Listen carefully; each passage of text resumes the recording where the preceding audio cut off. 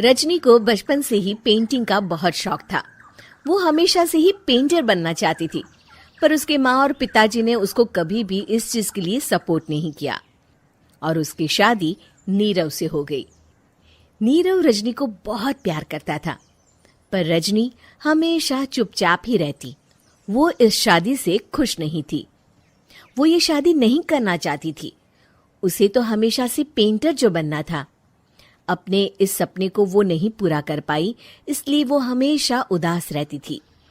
रजनी, बहुत ही बढ़िया फिल्म लगी है, कल देखने चले? नहीं जी, कल मुझे बहुत काम है, मैं नहीं जा पाऊंगी। अच्छा तो कोई बात नहीं, संडे को चलते हैं। देखिए, मुझे फिल्म देखना पसंद नहीं है। आपको जाना है तो चले जाइए। नीरव को मना करके रजनी वहां से चली जाती है और अपने बैग को खोलकर उसमें बंद पड़े ब्रश और कलर्स को देखकर रोने लगती है। रजनी, चलो ना कहीं बाहर खाने चलते हैं, कुछ तुम्हारी पसंद का।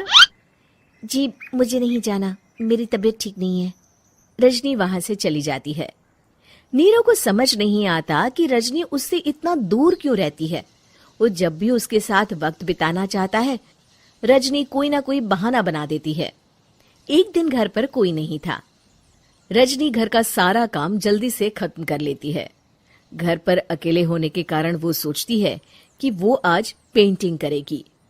वो अपने कमरे में जाकर पेंट ब्रशेस और कलर्स निकालकर जैसे ही कलर मिक्स कर रही होती है कि दरवाजे पर बेल बज जाती है। अब कौन आ गया इस वक्त? इतनी मुश्किल से तो मुझे पेंट करने का मौका मिला है।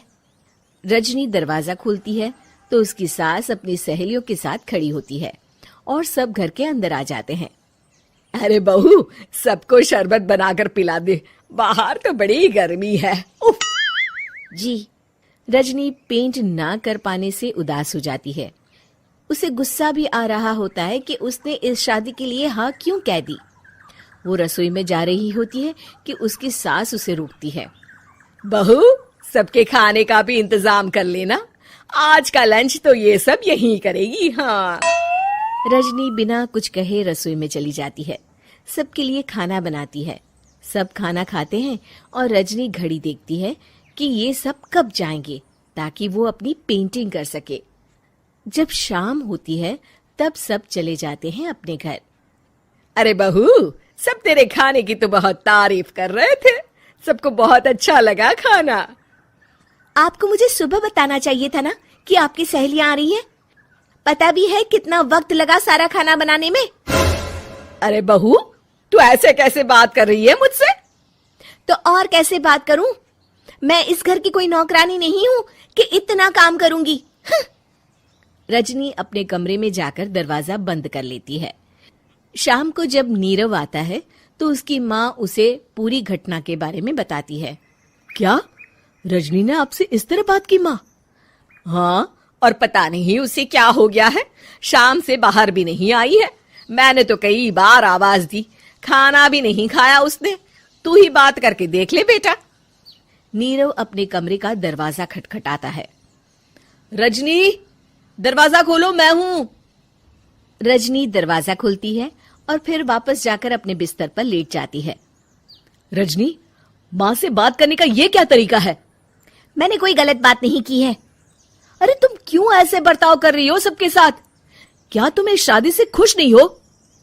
रजनी कुछ नहीं बोलती। अरे बताओ मुझे रजनी, क्या ये शादी तुम्हारी मर्जी के खिलाफ हुई है? हाँ, मैं ये शादी कभी नहीं करना चाहती थी। तुमसे क्या, मैं किसी से भी शादी नहीं करना चाहती थी। रजनी रोने लगती है। चुप हो जाओ रजनी, बताओ मुझे, तुम क्यों नहीं करना चाहती थी शादी? रजनी बेड के नीचे से अपने पेंटिंग्स, कलर्स, ब्रश, पेपर्स निकालती है। इतने में उसकी सास भी कमरे में आ जाती है। ये देख रहे हो, ये थे मेरे सपने। मैं पेंटर बनना चाहती थी, पर माँ पापा ने कभी सपोर्ट नहीं किया और मेरी शादी करवा दी। मेरे सारे सपने टूट गए। हर वक्त बस गुस्सा आता रहता है मुझे। मैं जानती हूँ कि आप लोगों की इसमें कोई गलती नहीं है, पर मैं क्या करूं, मुझे समझ में नहीं आता।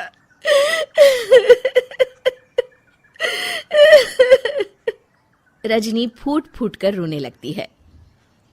मुझे माफ कर दीजिए, आप दोनों के साथ मैं बहुत बुरा बर्ताव कर रही हूँ। अरे रजनी बेटा चुप हो जाओ तुम। नीरव पानी लेकर आता है। ये लो पानी पियो और शांत हो जाओ। रजनी पानी पीती है और उसकी सास पेंटिंग्स देख रही होती है। अरे नीरव, हमें तो पता ही नहीं था कि हमारी बहू कलाकार है। अरे कितनी अच्छी पेंटिंग्स बनाई है, देखो तो। ये वाली तो मैं अपने कमरे में ले जाऊंगी। आपको ये पेंटिंग्स अच्छी लगी? अच्छी नहीं, बहुत अच्छी लगी। और तुमने हमें बताया क्यों नहीं? तुम जब चाहे पेंटिंग कर सकती हो रजनी। हम तुम्हारे सपनों को पूरा करने में तुम्हारा पूरा साथ देंगे। हाँ बेटा, हम कला की कद्र करते हैं। हम कलाकार तो नहीं, पर मुझे गर्व है कि मेरी बहू एक कलाकार है। रजनी, नीरव और सास तीनों हंस पड़ते हैं।